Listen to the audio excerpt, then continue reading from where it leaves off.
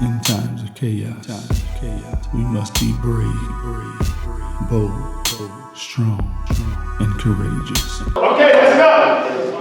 You're gonna have, what time is it? Okay, you're gonna have 5 minutes. 5 minutes to do some research on human trafficking. Okay?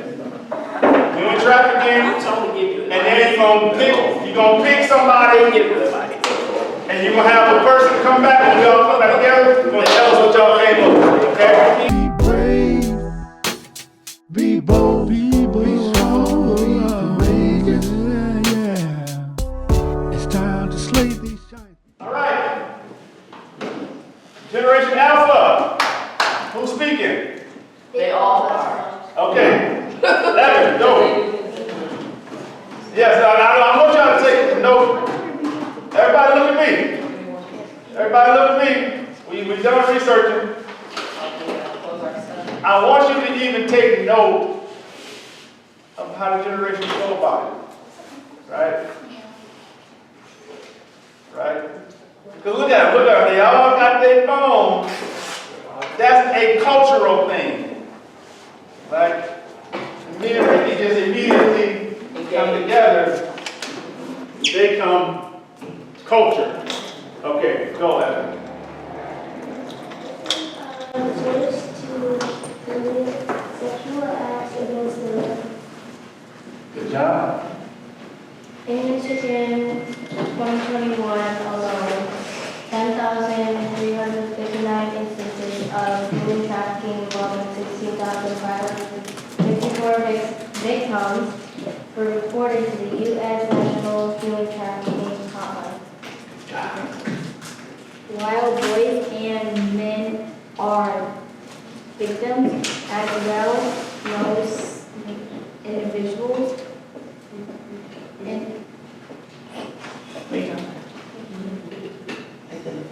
identified as trafficked for both labor and commercial. Okay. What's her part? And then it says are women and girls for every 10 victims. Okay, go ahead. For every 10 victims detected global, 5 are adult women and 2 are girls, according to a report released in 2021 by the United States. All right, good job.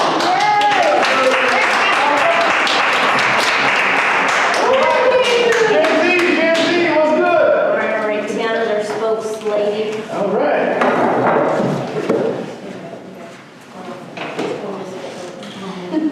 Okay, what is human trafficking? Human trafficking involves the use of force, fraud, or coercion to obtain some type of labor or commercial sexual act. Every year, millions of men, women, and children are trafficked worldwide, including right here in the United States. It can happen in any community, and victims can be any age, race, gender, or nationality. Traffickers might use the following methods to lure victims in trafficking situations like violence, manipulation, false promises of well-paying jobs, and romantic relationships. Language barriers, fear of their traffickers, and/or fear of law enforcement frequently keep victims from seeking help, making human trafficking a hidden crime.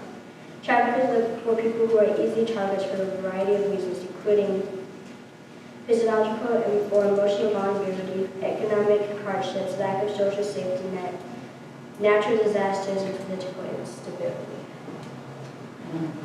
Come on. Some examples of different times that it happens. In the 1500s, it was the transatlantic slave trade.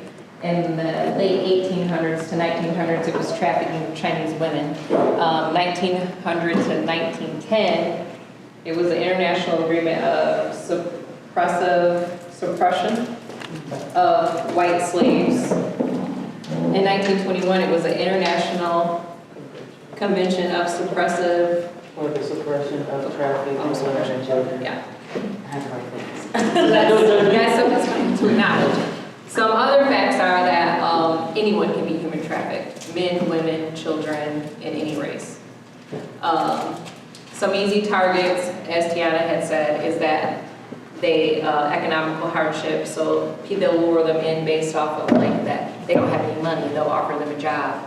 Lack of social safety, like if you don't feel safe at home, they'll offer you a safe place to live, but then in trade for that you have to maybe commit sexual acts or do some type of free labor. So the trauma can be so great in someone that is sex trafficked that they will not know that that's what's being happened to them. So they won't even realize that they're in that situation. So some of the things to look for if you come across someone, because you probably come across somebody every day and you don't even know it, is that they'll disconnect from their family. They won't attend school regularly or even at all. They will be disorientated, so confused, they won't know where they are, especially if they're from a different country. They're not from America or whatever country you're in. They won't know how to tell you, they won't know how to get places. You know, sometimes they're starved, they're beaten, and so they'll be confused because of lack of nutrition and different things like that. So you also want to look for signs of physical abuse, which could be hidden. So they might always wear long sleeves because they have bruises everywhere, or on their bellies and different stuff. So it's a lot of signs. They'll be fearful, they'll be submissive. So what we can do to stop it you need really, really good training, because you don't want to scare them. And you don't want to alert the person that's holding them captive. And then you want to build a base with a group that can help you, because you don't want to put yourself in danger as well. That was pretty good.